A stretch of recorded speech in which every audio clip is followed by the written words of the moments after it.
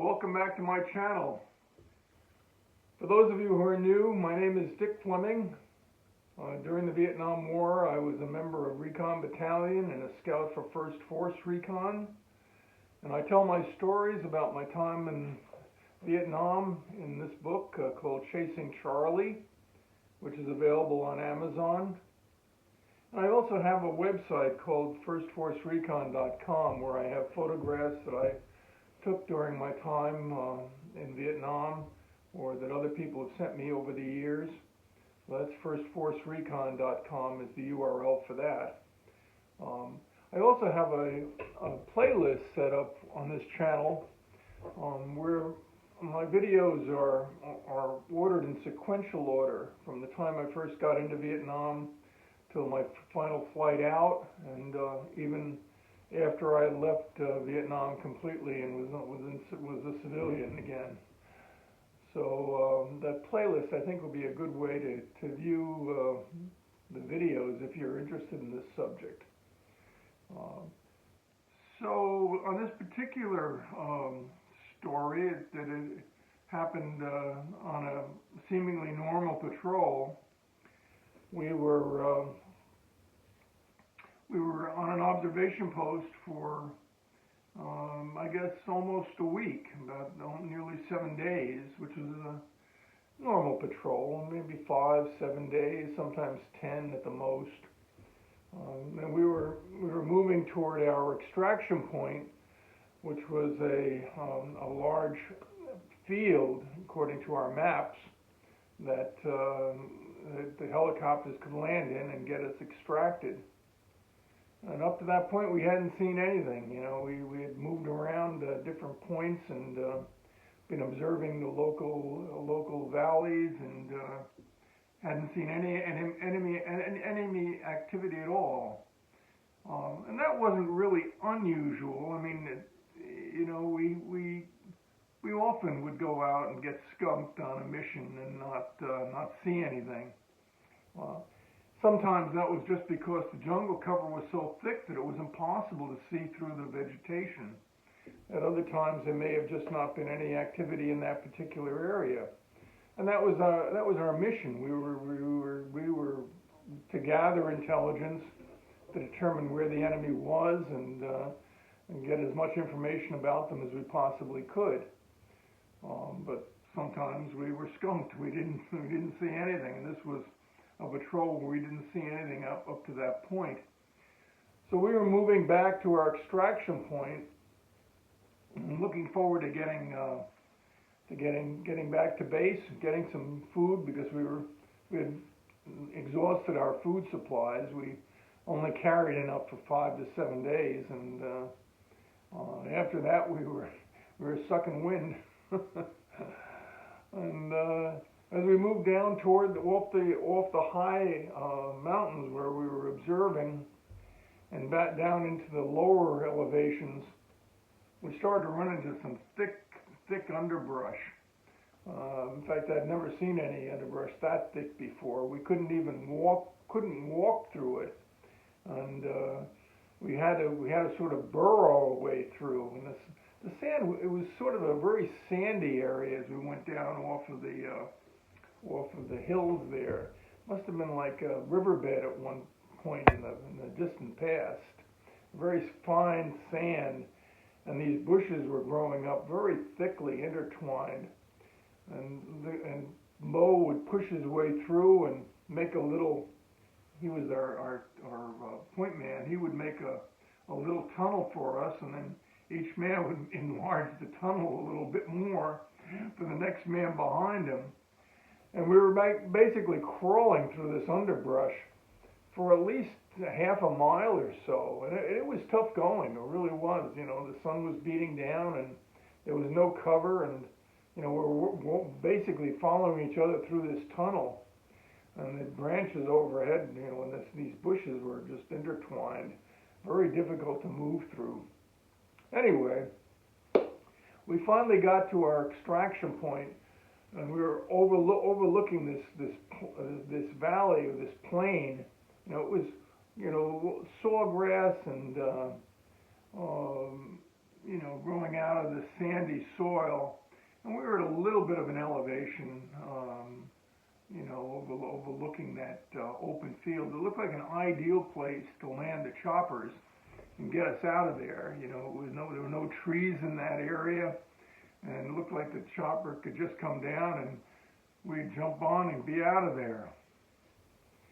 Well, crawling through that underbrush and everything, by the sand, I was carrying my M60 machine gun, that stripped down M16 that Polanski had bequeathed to me when I first went into Force Recon. And I was carrying the machine gun on one side of me, and I had Thumper cut down M79 on my other side of me. I felt fairly secure between the two of those. Between Thumper and the M60, I felt it was pretty well covered. If I could have carried my M16, I would have too. But the M60 was a pretty good weapon. The only problem was that I only had about 100 rounds in a belt that was stuffed into a demolition bag on my leg that I carried on my leg, and that ammunition bag fed directly into the machine gun. I had used a Beanies and Weenies can that fit perfectly onto the intake to the M60 machine gun, and the rounds went from my demolition bag into the magazine of the M60. Worked out beautifully. I don't know whether they designed the Beanies and Weenies can for the M60 or vice versa, but whatever it was a perfect fit. The thing clipped right in there, and the rounds went right over the top, and it would feed in perfectly. And I could walk with that and fire that just like it was my M16. It weighed a little bit more. It weighed about 20 pounds, I guess. And the magazines, that was a 7.62 NATO round, and they were quite heavy. Particularly in the belt feed was heavy, but that didn't matter. It provided a tremendous amount of firepower and would reach out 1,200 yards with no problem at all. An effective range 1,200 yards. Maximum range was probably closer to 4,000 yards, maximum. But I had stripped off the sights on it and everything like that, so it was only really good for close combat. But I think it was every fifth round was a tracer round, so you could adjust it even without the sights on it. And of course, it wasn't stripped down without any of the tripod-y things that normal infantry platoon would carry, their M16 with tripods and all kinds of accessories. Polanski's was stripped down to his really basic. I think if he could have shaved off the barrel, he would have, But it was a formidable weapon, let me tell you. The only problem was I only had about 100 rounds in that belt, and then I had another 100 rounds in another pack that I had. Well, I had maybe 200 rounds in that for that weapon, and it fired about 500 rounds per minute if you put it on full automatic, and just kept on blasting away. Well, I wouldn't have used it that way anyway. You'd use it in short bursts in order to conserve ammunition. And the guys loved it. Everybody loved. They loved to see me carrying that thing, on a strap over my shoulder, and it rested right on my web gear. Rested right on my ammunition pouches and my web gear really nicely. It balanced beautifully. I even rappelled out of the helicopters with that on a few occasions. So anyway, we got set up. We're waiting to be extracted, and we were overlooking this field there. And Sergeant Tom, goes, gives us the click. He sees enemy movement, and he goes like this to indicate that he had, gooks in his binoculars there. And of course, we all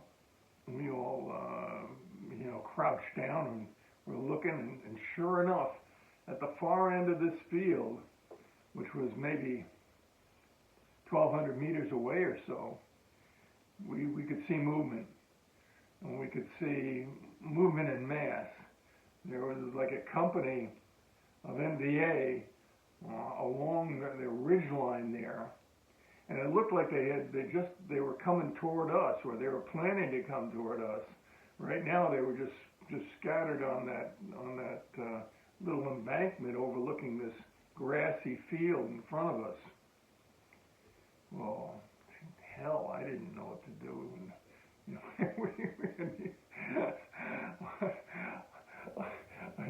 Sergeant, I relied on Sergeant Tom, because he was there with the communications guy, with our comm guy, and he was in contact with our base, trying to get us some support, and to let the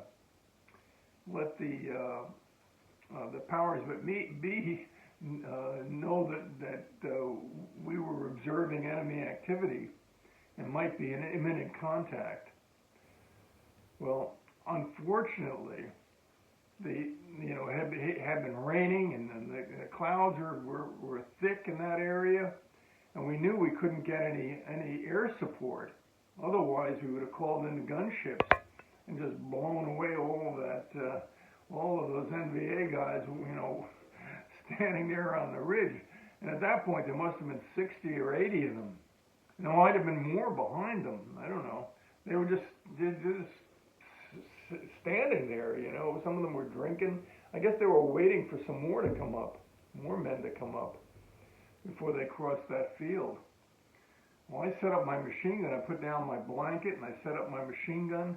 And I was really worried. I was worried that the sand had gotten into my M60, and if I thought about field stripping it, and I said, no, that's not a good idea.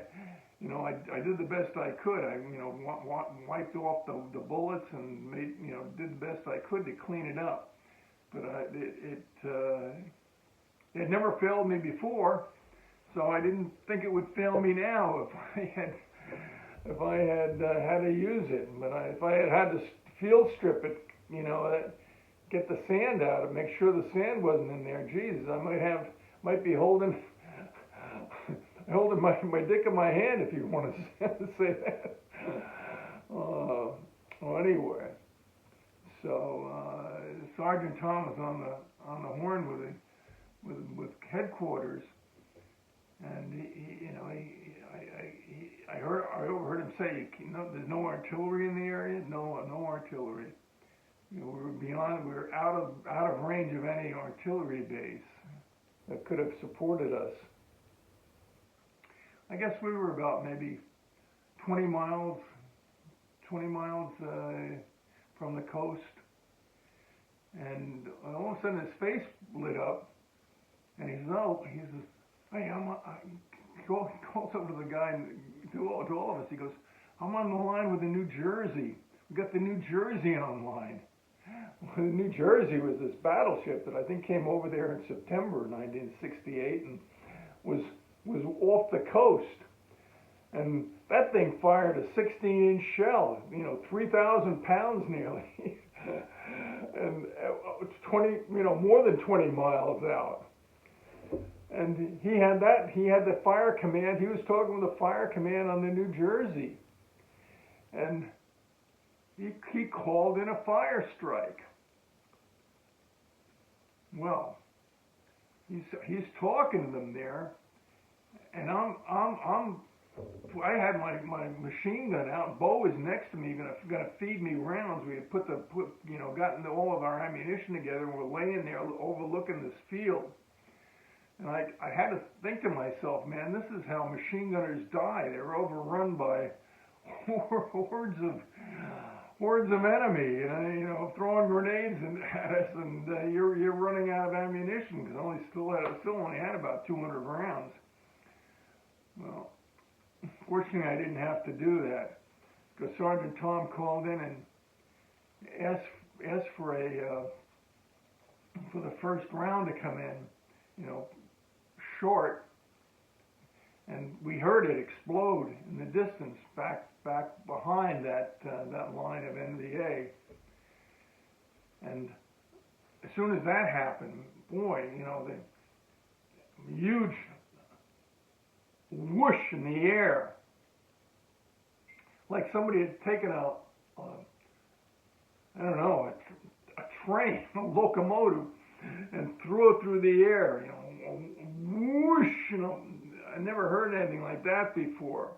And then when it exploded behind them, that even though I don't think that first round was a full charge, but when it exploded, the entire ground shook. And I heard Tom, Sergeant Tom, he say, adjust 500, and fire for effect. And 2 or 3 more rounds came in, and this time that entire ridge exploded in flame. And we could see the NVA. They're running like they're ants, caught in boiling water, poured on them. They're scattering everywhere. Some of them are coming toward us, and some of them are running off to the side. They're doing anything they can to get out of that barrage that was just exploding. And you could see the ground shaking and the dust and dirt flying up in the air. It was something. Well, I'm still worried about the guys that are running toward us. But it wasn't long before they were blown up too. That entire field erupted in flame. I didn't have to fire a round, and neither did anybody else. Well, I guess the New Jersey fired maybe 5, 10 maybe, and then everything was quiet. The field was burning. Our helicopter managed to come in. We got on, and as we took off, you could see the bodies in that field, bodies, and another team, a company of infantry came in after us, and apparently, continued after the NVA as they scattered, or tried to mop up the remainder of those guys. So what a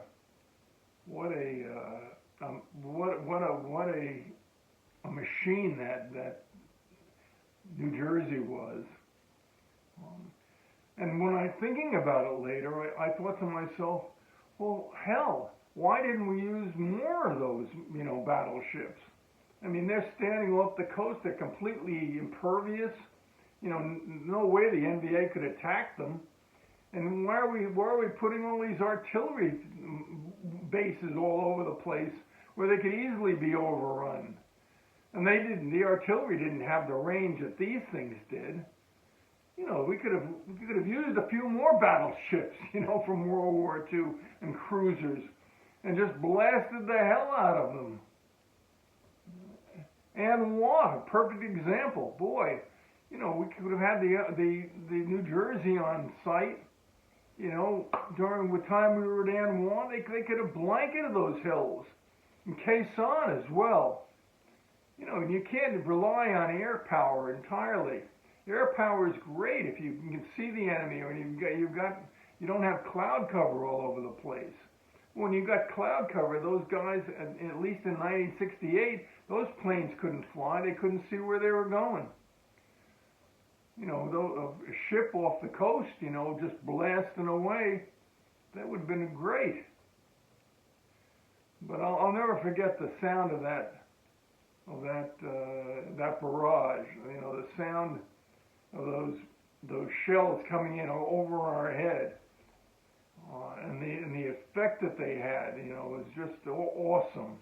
It was really awesome. The ground shook, and they just decimated the enemy.